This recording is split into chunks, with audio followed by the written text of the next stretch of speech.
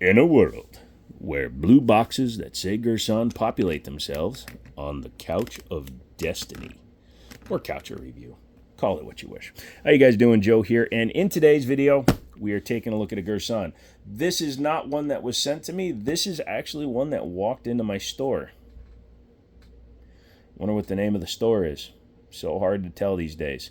Maybe something that you can type into Google. But this is an interesting gun. It's discontinued now, but when it was on the market, it was pretty solid, and I never picked one up, and I regretted it, and now I don't have to regret it anymore. So this is because of you guys.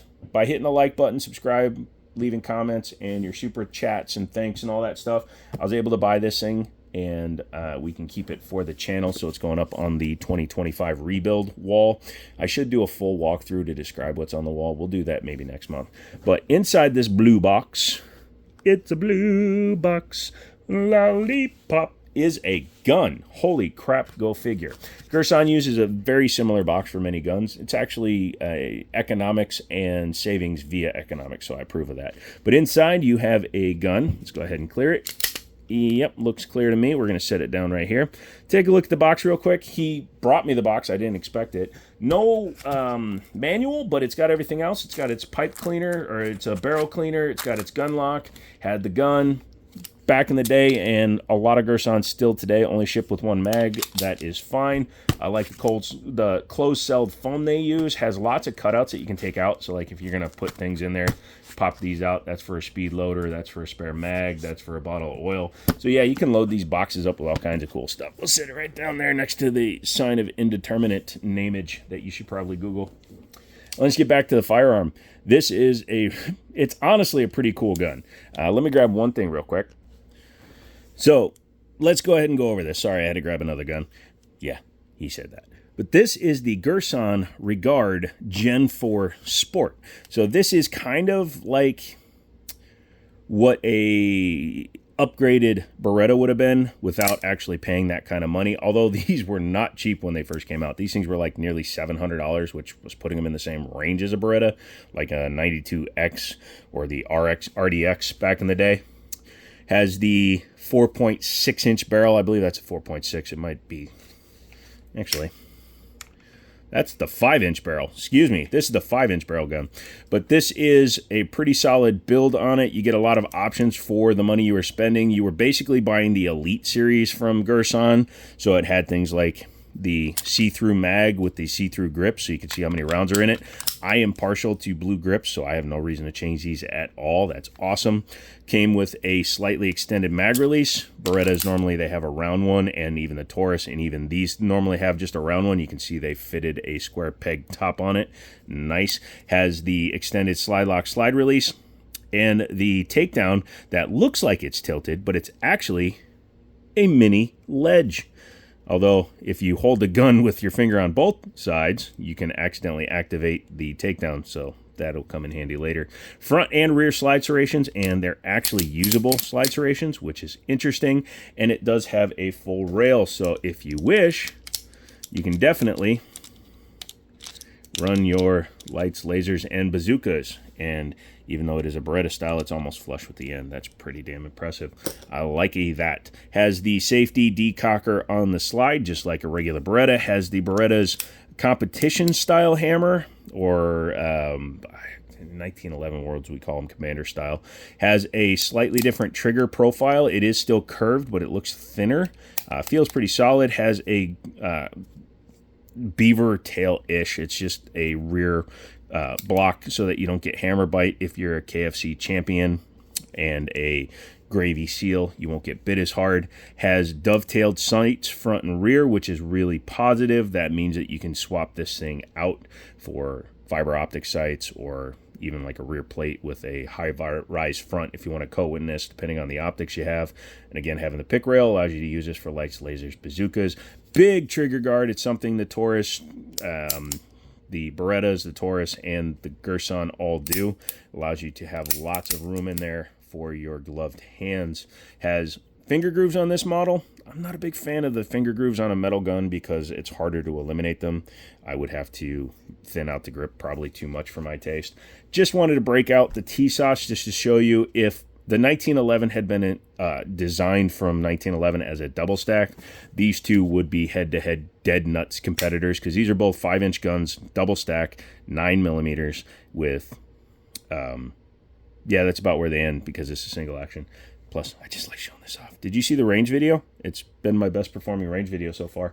Also, I'm thinking the consistency of me going to the range has been doing things for that. Make sure you for that. Double action, single action, which means that when you put in a mag, so empty, you put in a mag, right? And you go ahead and rack your slide. Oh, I freaking hate TLDR. I hate this style slide mounted safeties. I prefer the Taurus and the 9211s. But once you rack one in, the gun would be charged, and in single action mode, you can set it to double action mode by simply doing that. This model is like the Brigadier Berettas, where it just springs back up. Base model Berettas and the Taurus PT92s, when you put them on safe, it would actually lock it on safe, but this is designed to pop back up because you're already in double action. Having that on safe is kind of redundant. Has the full open top design, which I like. These extended controls are biting into my hand, which is a little bit annoying, but when you're at the range, I guess you'll get used to it, and you can grab underneath once you've done things like that. The barrels, many of these parts interchange with Beretta and Taurus guns, so you could theoretically take that out, put that in a Beretta, and have an extended slide lock, slide release. Double action trigger, let's go ahead and talk about that. Drop the mag so we can, oh no, the sign! Talk about the gun.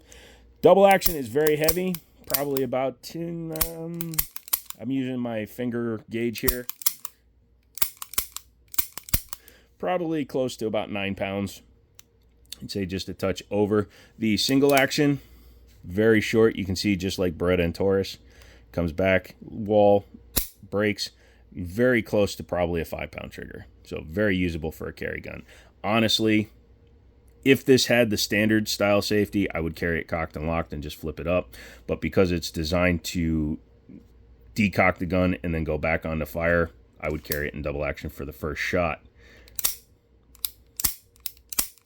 It's a pretty smooth trigger for double action. It doesn't like stop, you know, some act almost like they're a 2-stage, 3-stage, 10-stage trigger.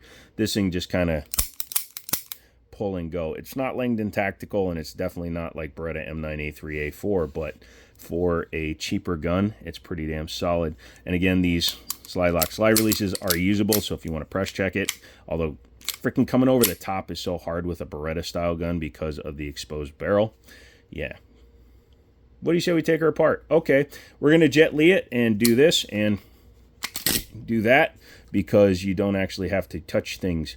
This does have a little bit of a thing going on with it. The button for the takedown is actually missing its retention spring, so it'll just fall out. So you got to be careful depending on the gun you have. If you're like mine and you're missing that piece, just make sure that you retain it by not allowing this to spin all the way out from the way it's locked in there. But yeah, let's go ahead and take a look at the slide now that I shot it underneath one of my cushions. Non-captive. Do not let this go. I have kneecapped myself with one of these, and this thing weighs about 5 ounces, 4 ounces maybe. So when a 4-ounce piece of metal slams into your kneecap at like 1 billion miles an hour, that is a little bit of an exaggeration for the speed, but when it slams into your kneecap, it doesn't feel good. So Berettas, Taurus, and the Girsan all use what's called a dropping block system. So when the gun is in battery, the gun is locked up using these 2 ears on the tabs, because they keep the gun from being able to finish the design of the slide. I know that sounds weird, but trust me, in functionality it works good. When you fire the gun, it moves back just a touch, which allows this to drop, which then completes the rails, allowing the slide to move back and cycled around. Looking inside the lower, very standard. Trigger bar is on the exterior on these style guns. Comes back underneath the grip, hits all that stuff. There's your firing pin blocked there. Very nicely finished. This is an aluminum frame. Yep, 100% an aluminum frame, which does keep it a little bit lighter. I don't know. I almost would prefer a steel one, though, but I will take the aluminum over nothing. I don't like Berettas. There used to be a clone out there. I can't remember who made it, but there used to be a clone that actually had a polymer lower. Not a big fan of that for sure.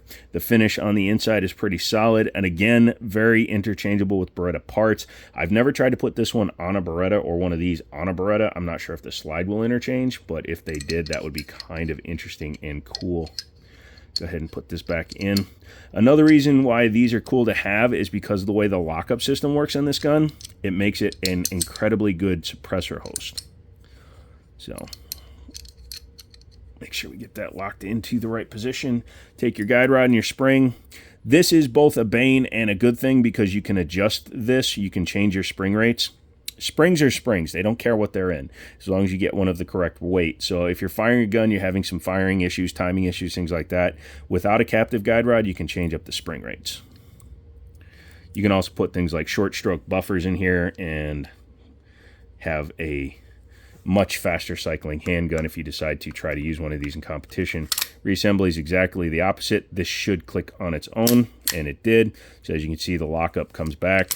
Make sure that it's clear still, and make sure that it fires. So that is the Girsan Regard Gen4 Sport.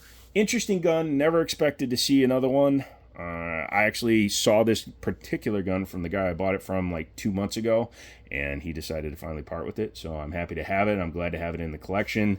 I think I actually avoided talking about the serrations for some reason. I'm going to put Talon tape front and rear, give it a little bit of extra grip, and take it to the range and see how much I enjoy shooting one of these. I don't mind them, but honestly, I always find myself going back to these, but maybe this is the one that keeps me interested in this one. So let me know down in the comments. Send me $1 if you like the T-Sauce. Send me $10 if you like the Girsan. How about that? How about that? How about that? How about that? How about that? You guys can help me pay for ammo just by hitting that. Hit the like button, subscribe, come back for videos. We do live streams Mondays, Wednesdays, and Fridays normally, but it's 4th of July when I'm filming this, so there was no live tonight. I'm out of here. I'm going to go ahead and kick it. Type that into your Google, see what happens. Come back for more videos, and as always, I'll talk to you later.